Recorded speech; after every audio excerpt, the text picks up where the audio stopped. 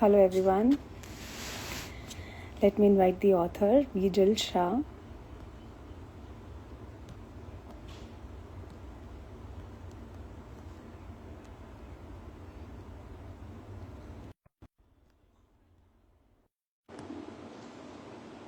Hello Nishant, hello Kuldeep.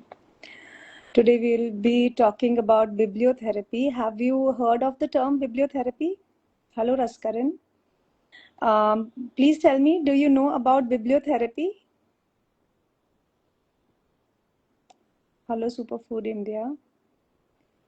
I was just asking that who amongst all of you know about bibliotherapy, and have you ever used it to heal from any kind of suffering? Probably any answers would be great. Ma'am has joined.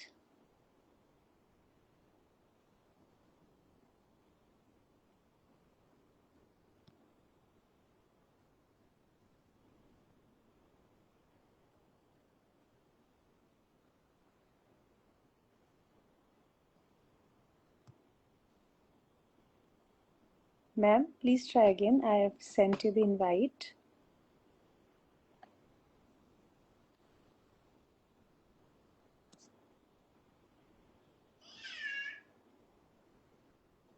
Ma'am, we can try if you can send me the request. Probably I'll accept and that will work. Meanwhile, I'll tell you that this is a very interesting topic for me. In fact, I came across the term bibliotherapy because of Dijal ma'am only. When she released this book, I think 3 years back, probably. Yeah, ma'am has joined. Hello, ma'am. Hi, hi. Thank you so much for having me today. It's so It's nice a to be pleasure. here. It's a pleasure, ma'am. And I was just telling whoever has joined that I came across this term because of you, because of your book only. I knew that there is something like something with the name bibliotherapy, and it really hit me that yes, this is the term I was looking for because I loved reading. Not since my childhood, like you have been doing, but in my through I started reading in my teenage, and then I have been reading the books till then, and they have helped me through a lot of through getting through a lot of difficult times. So And happy to hear. listening to the like read just the title itself was so so amazing for me. Bibliotherapy, yes, this is what I'm talking. That this is what I was talking about. Yes, So it's very validating. Often I hear from readers that, there's now a name or a label for something that they've been experiencing all their lives. So I think there's a sense of some, affirmation or validation as to why we read as well. yes. And the story of you stumbling upon this word is also very interesting. You have shared in the book.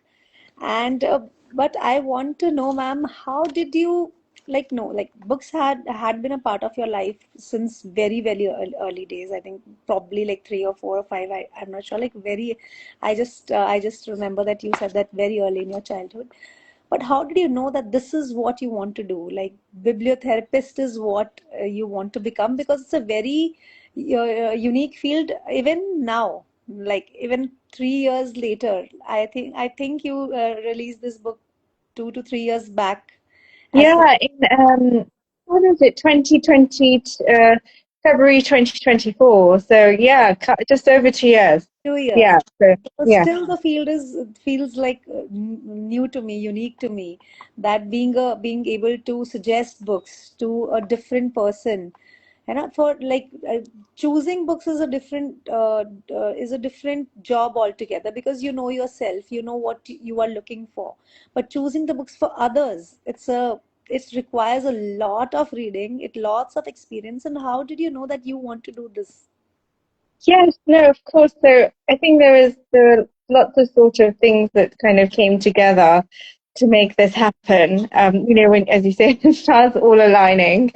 because obviously I had an interest in sort of working with people through, a counseling perspective, even when I was working in investment banking, Hmm.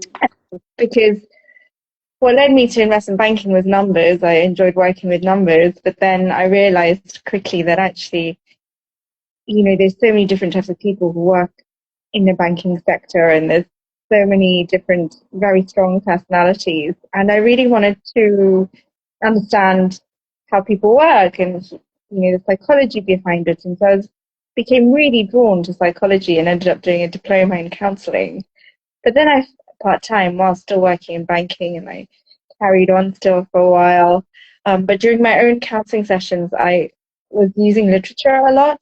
So I found myself referring to fiction and nonfiction, poetry, and I found that actually, I ended up doing lots of research and found that there's actually a term for this. There's actually a history of therapeutic reading that goes way beyond just, the casual benefits that the comforts of reading.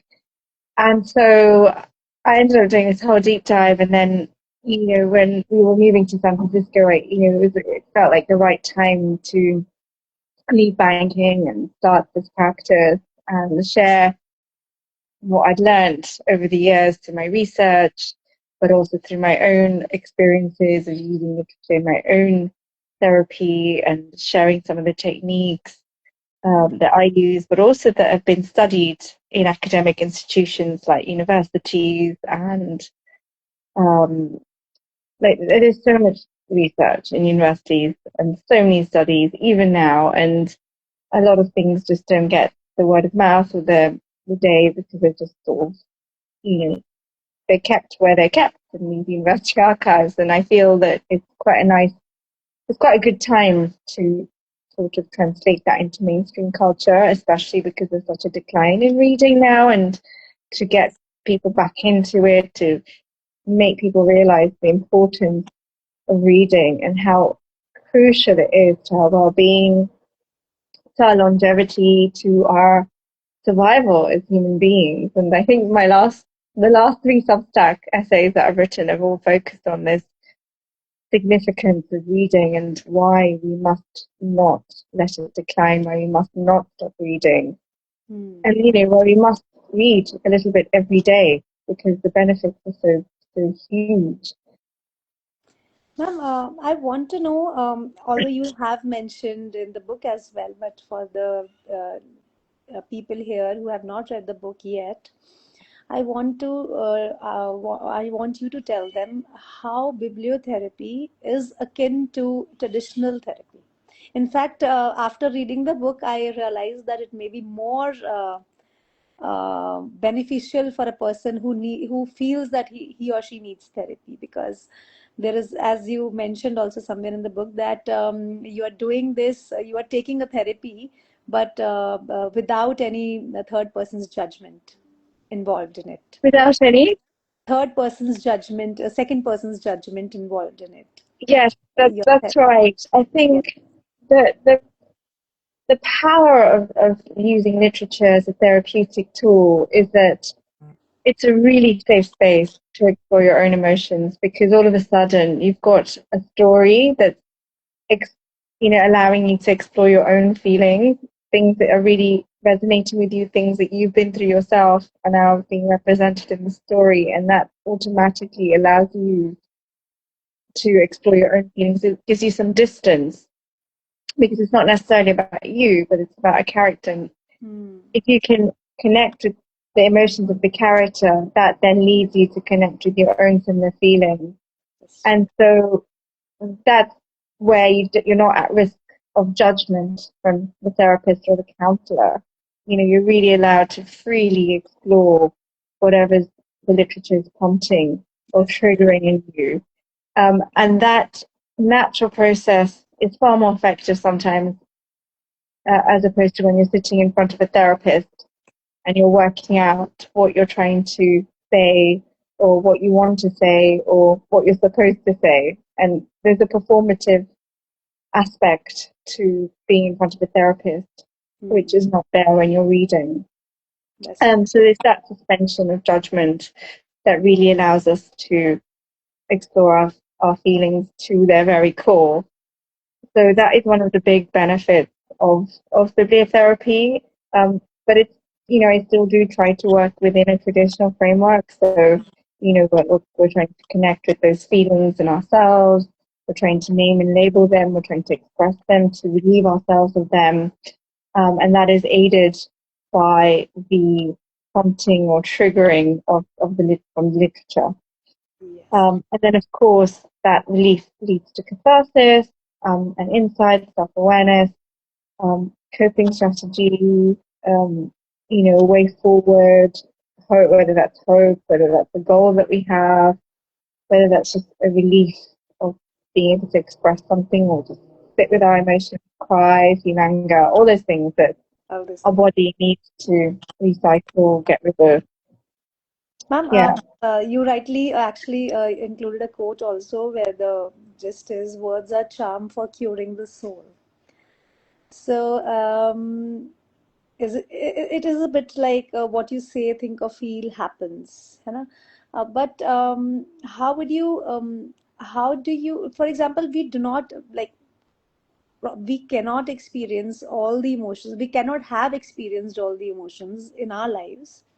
So there would be a lot of clients who might have gone through events or feelings or emotions that you might not have, though you definitely might not have experienced yourself. So how do you help them? So how, like, what is your process in selecting the books for them? Yes, of course. So I tend to work within the framework of a questionnaire, and I do ask them, so what are you, first of all, what are your reading interests? Because if it's fiction or non-fiction, I have to match the literature to that. So that's always the first step, but also just working out what it is that they'd like me to explore through literature. Hmm. And even if I haven't, myself, although during my counseling training, we are encouraged to, sit with all kinds of emotions. If it's an emotion that I haven't really experienced or a experience I haven't really come across before, I'd still look to find a story that's representing something similar to their experience, because it's that language of storytelling and that connection that they feel, which will then allow them to sit with the book, finish reading it, be committed to it. That resonance connection that they feel is really important. It's a really important part of the process.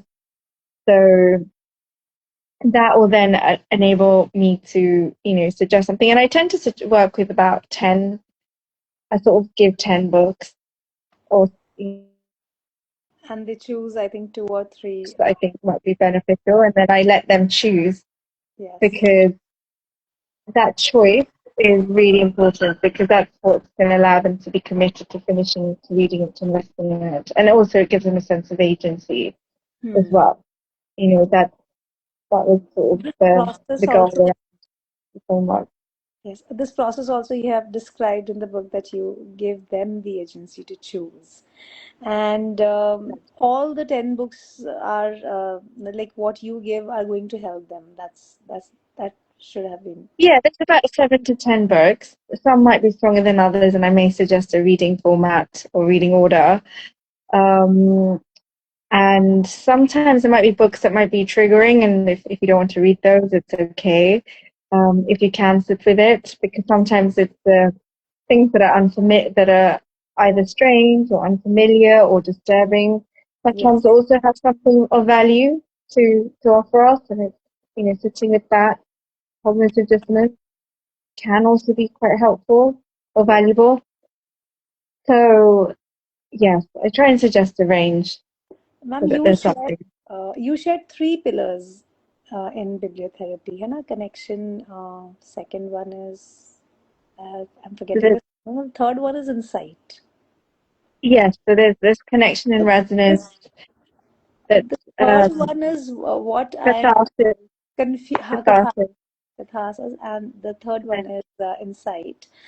This Yes, insight, I was like, I'm a little bit unsure about like what insight actually is. So connection, I know. Catharsis, I know. yes. The insight is either gaining some self-awareness, something, learning something new about yourself through the literature, or learning some language to explain or express something that you felt but never knew was a thing, or you're like, ah, okay, that's what I'm feeling, or a way of um, learning to navigate certain situations, so learning a coping strategy, or um, finding hope in a passage or an idea that will then help you move forward.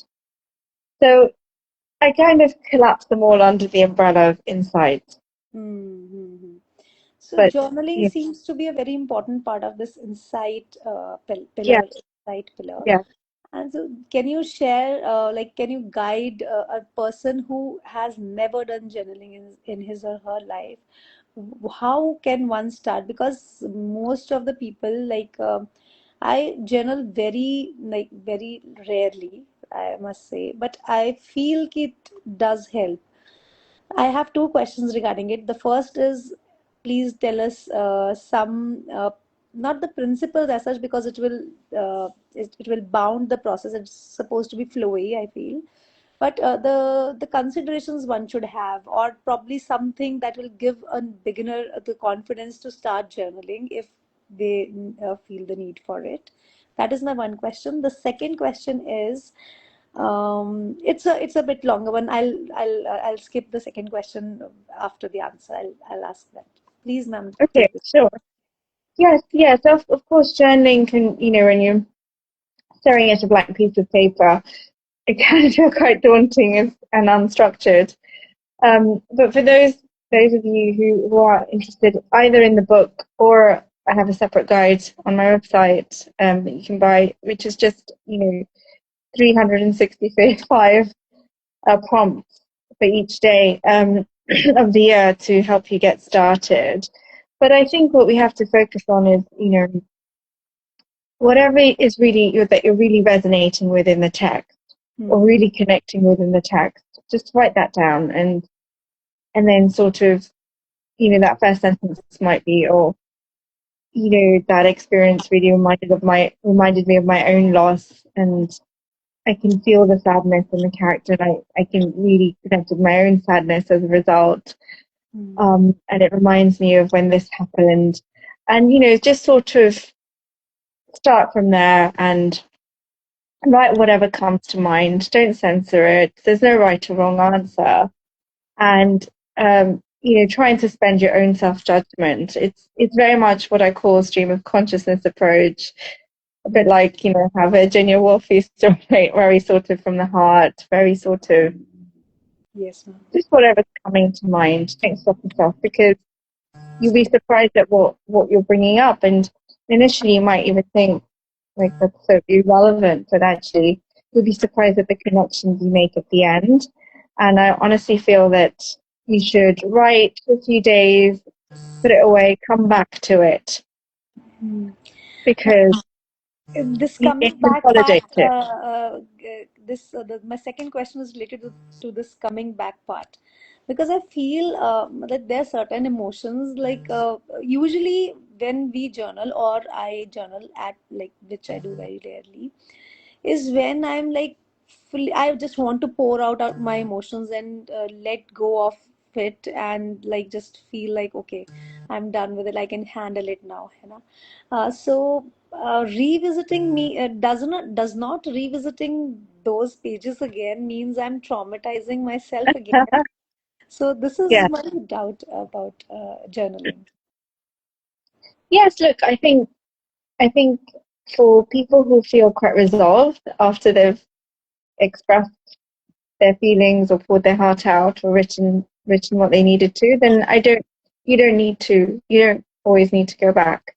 Hmm. Um, if you're still sitting with something and are not sure, and you're just sitting with it, and you want to give yourself some space and time to see if you still feel the same, then you can go back to it. And often, like you said, often I'll find that, oh, I don't actually feel like that anymore, because you know you've moved on, you've said what you needed to do. And I think that's the power of journaling. Sometimes you might come back with further insights, or you've worked through something a bit more and you might have a different idea or a different direction that you want to go into because you feel differently. So, I think there's no, it's not compulsory that you have to come back to it. It's only if you're sort of sitting with something and haven't reached a resolution. Secondly, I think for people who necessarily don't want to write something down, you can also audio journal. So you can also record something Yes. and, share, just listen back to it. That is also very validating. That's self-witness. You almost feel heard and seen, even if it's just you listening back to yourself. Audio Um, journaling, ma'am, I just vaguely had the idea, but never really internalized this idea of audio journaling earlier. I yeah, read it in your book first, and then I realized that this is also an easier and probably a quicker way to let out the emotions. But then, in the age of this everything being on your phone, the audio journaling is again like I think it's a pile of data.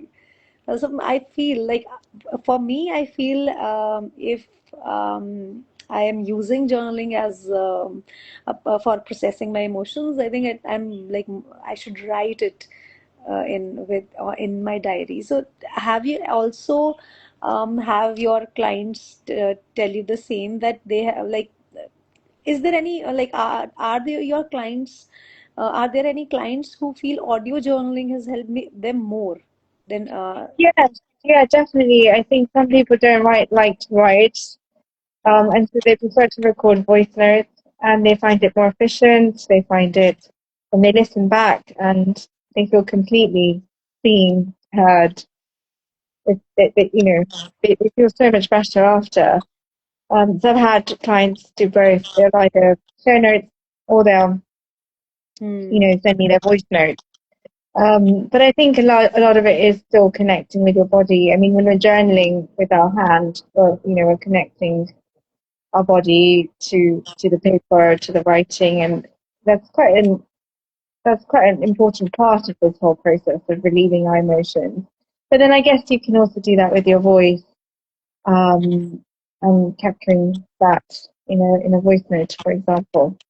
So I think both of what I've used both in the past, like for me personally, and they've been really helpful. I think when I've been in a really when I'm feeling very overwhelmed and I just need something quickly, the audio journaling is quite helpful.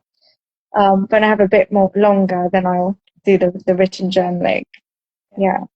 Yeah. The one thing that stood out in your book is like you listen to yourself telling you Yeah. things in audio journaling. I think that is the Yeah. part which I feel probably it might be more cathartic. Exactly. Yes. Yeah, That that self-witness.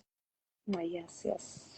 And ma'am, although you have selflessly shared a lot of books for almost a lot of cases, ranging from A to Z, and in A, B, C, there are too many topics. So you've covered every type of, you have tried to cater to every type of client or every type of reader that is going to read your book. But I want to know, like, are there any books that have universal appeal that you have like probably curated over the years, that these are the books that I can give to anyone and it's going to help them in some way?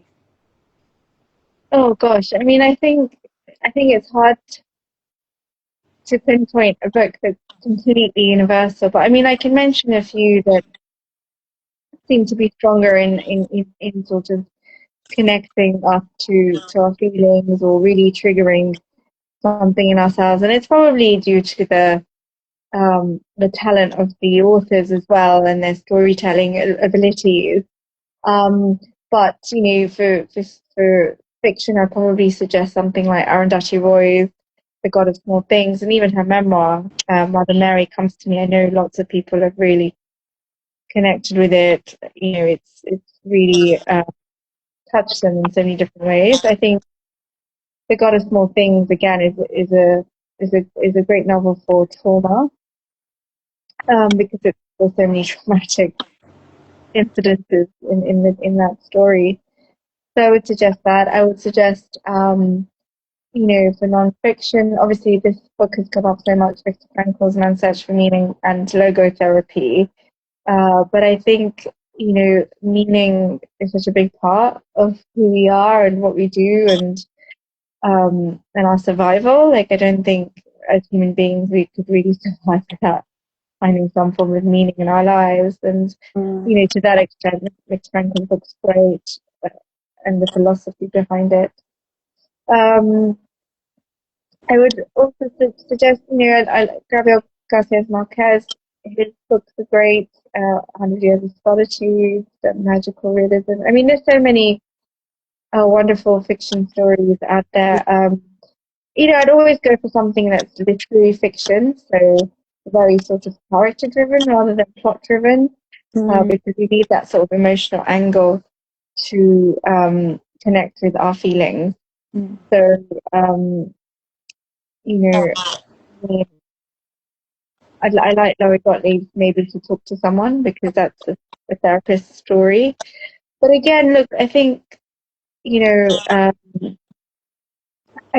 don't want to suggest specific authors all the time because Mm. my work is so personal, so Yeah. so tailored to somebody's um, own experience of what they're going through. So, it could be around sexuality and then Mm. like an LGBTQT Mm. story. And that, Alice Osman is great for that. Her young adult books, the Hot docu-series is amazing for LGBTQT clients. Um, and I mentioned her book in my book. Yes. So, it just depends honestly on what your dilemma is. Um, if it's grief, I really like Catherine Schultz's Lost and Found. It's a beautiful memoir on losing something but also finding something. The other book that seems to come up a lot is, My Year of Magical Thinking. That's a brilliant book on grief, the memoir. Um, yeah, so I, again, a C.S. Lewis is a grief, I grief understand this, being able to cover like everyone in 10 books is really difficult yeah, because the experience of everyone is different, it's unique, and it's really it's and that's why my question was ki, how do you tailor to every, like to each of the individual that you deal with, because it really does require a lot of reading. So yeah, my reading and question research. is, Yeah. my next question is, what amount of time do you devote or in your day on reading on a daily basis? Definitely an hour to 90 minutes of reading. I think I have to because otherwise, you know, and it's reading time. There's also a lot of research time because there's new books being published every day, and sometimes the books that are good aren't the ones that are the bestsellers or really well known, or again, it's the books that are just bringing a story that's really important to someone. And so I want to pull together all of that data. Um, because I'm not here to be like a guardian of Mm. or a gatekeeper of which books are recommended. It's really about speaking to a person's, story and what's going to really connect with them and what's going to really resonate with them. Mm. Um, yeah, because I'm not a publisher or I'm not here to sell books. I'm here to really give you something that's going to That connect that connect you to connects your own feelings. with the client at a personal level.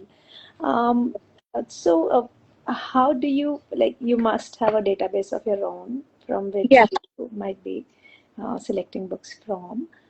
yeah. How do you assess a new book that comes in your hand? Because you have a uh, you must have a very high benchmark for you to add another new book in that database. Is it so? Like, is the benchmark high, or what is your process in selecting? Yes, so again, it really is what's the story bringing? Is it allowing somebody to really connect? So is the reader connecting with what the author's saying? Is the reader able to feel that resonance? Is there some sort of invitation to explore their own feelings? And again, it really, I might connect with something, and the reader may not, the client may not.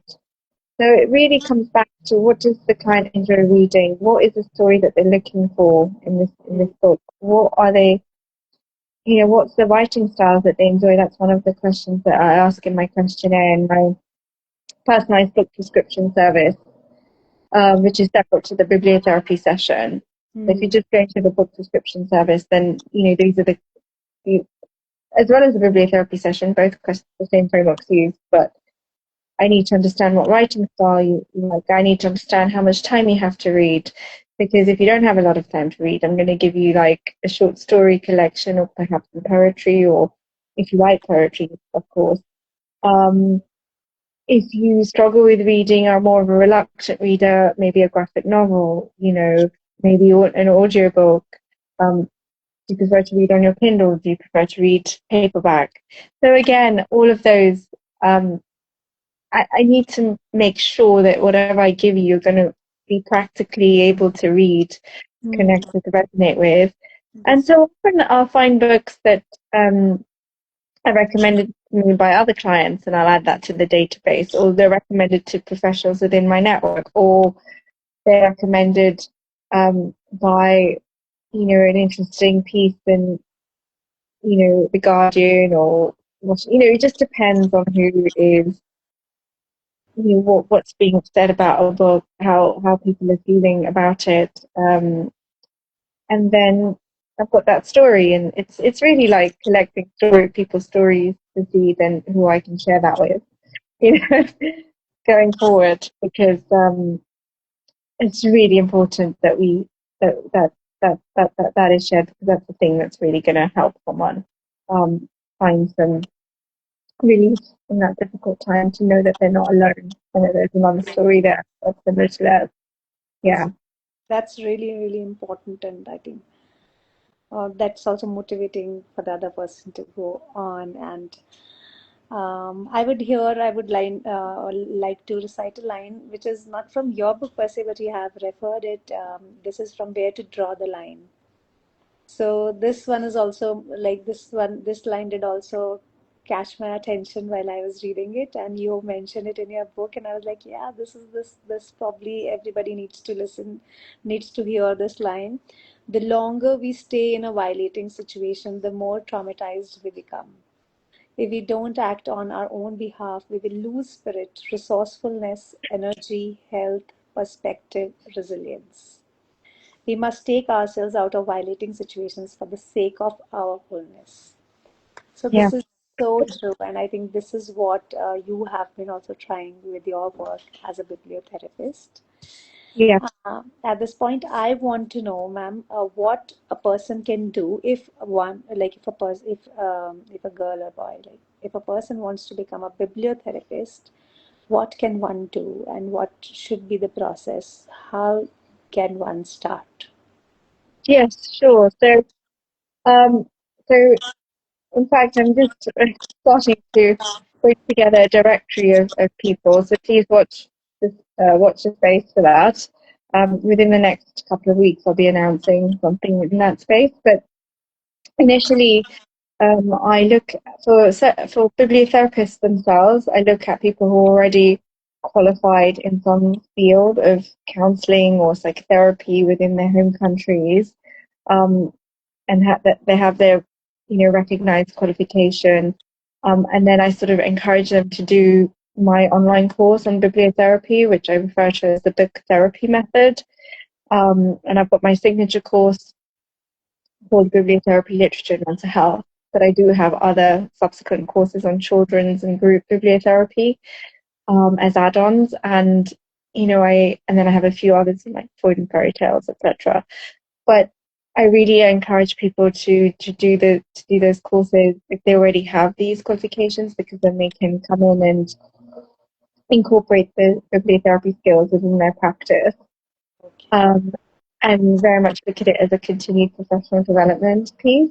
Mm. Of course, if you are a teacher or a social worker or a librarian or bookseller, again, you already have these reading advisory skills to a degree, Yeah. and you're already trained to work with vulnerable people again.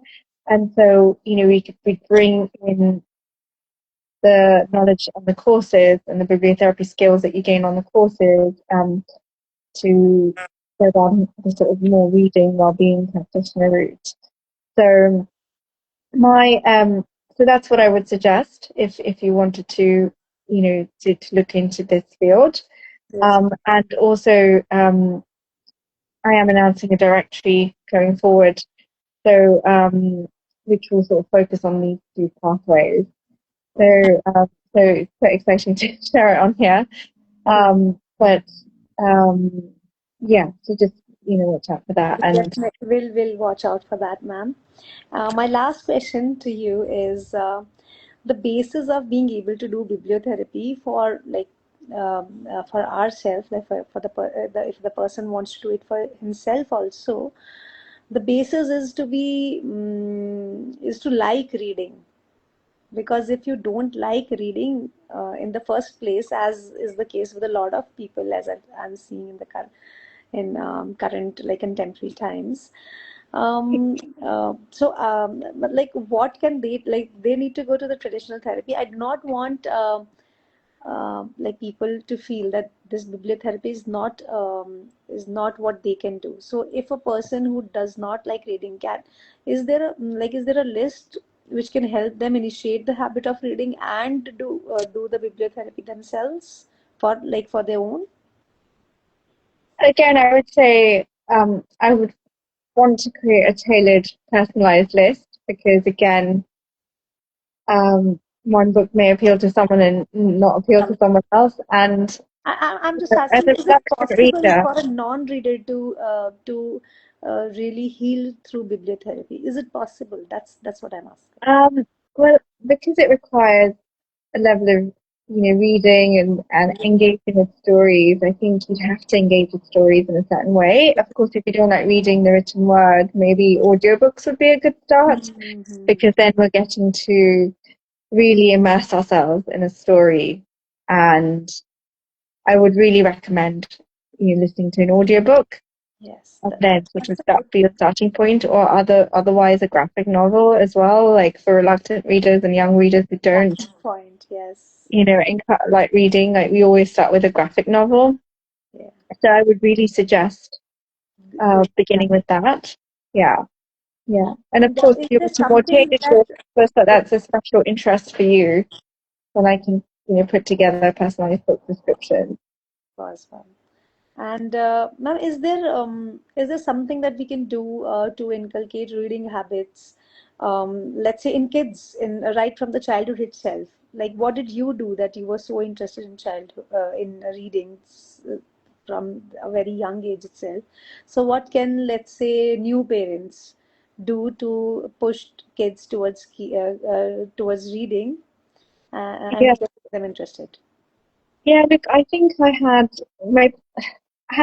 my parents just take me to the library and bookstores. Like hanging around libraries and bookstores is literally the way. They didn't necessarily tell me to read this or read that. They weren't directive like that. They were very just I'm hanging out with books, and so I naturally would end up exploring them, or my curiosity would go through that. So I think taking your kids to libraries and bookstores often is a really important piece because I'd get a new book every week. Hmm. Um, and my community library in Nairobi was really lovely. They always had new books every week.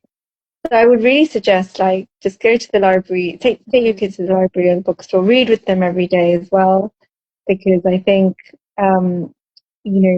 that first piece of um, I have a course called Raising a Reader and a Storyteller that outlines this more. But even them sitting on your lap, that sort of connection that we feel, and then they also just reading in front of them, that role modeling reading, keeping books everywhere in the house. Hmm. You know, How, having even a family book club or talking about books at home. It's were all your part of parents the also process. readers, ma'am? Yeah, they were actually my mom was a reader. My grandmother, both my grandmothers were readers, and I mean they used to read in Gujarati, which is my native language, I guess. Um, so they didn't really necessarily read in English, but they'd be sitting there reading. I used to see them read, every day, and Yeah, I think that has a big impact on, you that's know, true. you it just becomes a natural part of who you are as well when you see that in your family. Yes. So I would really recommend like role modeling reading. And clearly you're a reader as well, so I'm curious as to, what got you into reading. I hope so, ma'am. And we'll watch out, ma'am, for the courses that you are going to launch in a few weeks. And I would love to Yeah, and the course participate. is already there. It's just Okay. the directory. So just the directory that is being launched. Okay. Yes, yeah, yeah, and that sort of you do get a certificate of completion, but I just wanted to Mhm. formalize it all. Yeah, Okay. Okay. so yeah. Great. So anybody who wants to delve more into the field of bibliotherapy can contact ma'am probably on Instagram and then probably or through emails, whatever ma'am feels like works for her. And thank you, ma'am, for giving us time and discuss this lovely book. I just want to show the readers. This is No, the, thank you for having me. yeah. So, and thank you, ma'am, for giving us time. That it was a No, lovely thank you. interaction. Thank you for sharing, and I hope it was helpful to your It is, readers and it everyone. definitely was. And I'm excited to hear from you guys. I hope you love the book. I did love the book, and I hope that anybody who is a reader should go to the book and they'll get a good recommendations also. So I have Yeah, marked a lot of books that I want to go and read now. yes, it's listed with book This recommendations. is quite exhaustive, and I'm like, I was so surprised that you are a bibliotherapist, and this was actually this is actually there is actually a curated list for almost every feeling that that a person might be feeling. If it's get Yeah, bullied, depression, loss of a loved one, agree. Yeah, and career progression, anything and everything you feel, there's a list of at least 5 to 7 books on each of the topics. So for that yeah, only you can purchase this book and and go yeah. through. Fiction and non-fiction. Yes, and fiction and non-fiction, both categories. Thanks a lot, ma'am. It was No, really thank lovely you so having you. much for having me. It was so lovely, and I hope to do this again soon. Sure, sure, ma'am. I would love to. Thank you, Thank ma'am. you. Bye. Bye. Bye. Bye.